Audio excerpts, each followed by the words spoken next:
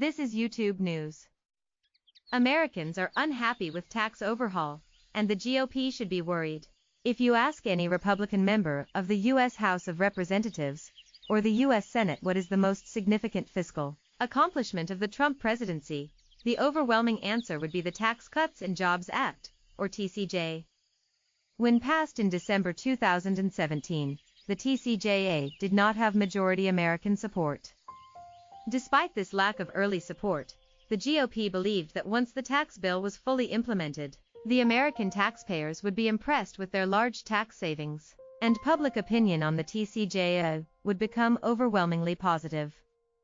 To that point, Senate Majority Leader Mitch McConnell, RKY, dismissed early criticism, saying, "We'll see how unpopular it is when people start noticing they're paying less in taxes. The economy's growing. There are more jobs and opportunity." Well, April 15th is here. Tax returns are being filed and Americans remain unconvinced of the equity and the value of the TCJA. More from Invest in You. This tax mistake in college left me owing the Irshuras what we need to do to improve financial literacy. America's juiciest money secrets, as told to CNBC. Results from a recent NBC News/Wall Street Journal poll said just 17% believe their own taxes will go down. By contrast, 28% believe they'll pay more, 27% expect to pay about the same, and 28% don't know enough to say. Unfortunately for McConnell, Americans did not rejoice at the small incremental change in their monthly take-home pay, made possible by the changes in withholding tables.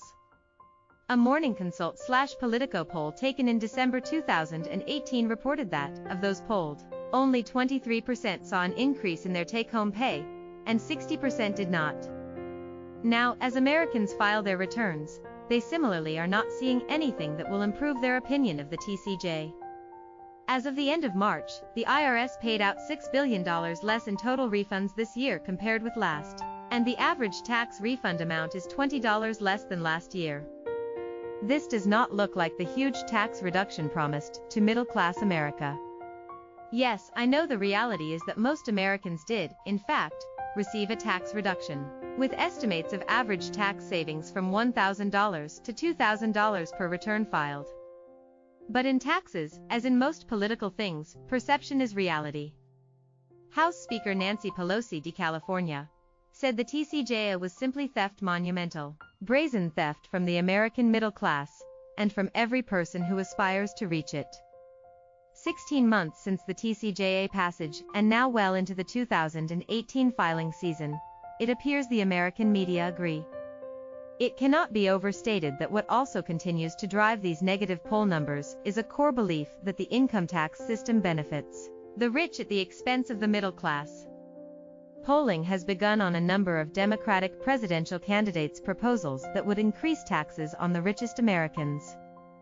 The results are not good for the wealthy. Almost all these proposals have majority support, with the wealth tax proposal of Senator Elizabeth Warren, D-Mass, earning 74% approval. Interestingly, some of the proposals also have majority Republican support. The Republican tax bill architects will argue that the opinions reflected in these poll numbers are misguided, and that the TCJA and the current tax burden on wealthy Americans is not widely understood. But as President Ronald Reagan once said, "If you're explaining, you're losing." Americans who believe the tax system is rigged for the rich and against the middle class want the system fixed. They clearly do not believe the fix can be found in the Tax Cuts and Jobs Act. That is bad news for any Republican candidate, including President Donald Trump, who want to make the TCJA the centerpiece of their argument for re-election. Heidi Heitkamp, a CNBC contributor, is a former U.S. Senator, D. North Dakota. Disclosure: NBC Universal and Comcast Ventures are investors in Acorns. YouTube News.